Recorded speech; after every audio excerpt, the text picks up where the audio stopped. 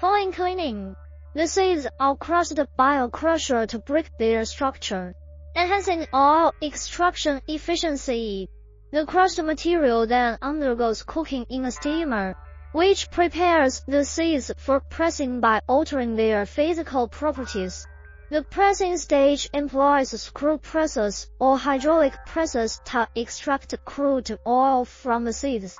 This is one of the most critical steps in the entire production line.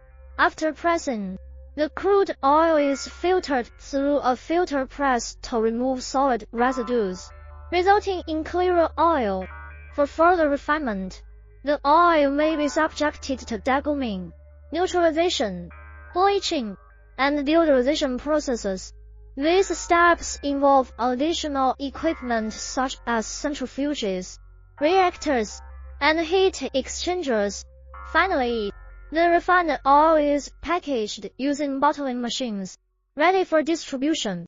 Throughout this entire process, automation and control systems play a vital role in monitoring and regulating operations, enhancing efficiency and consistency.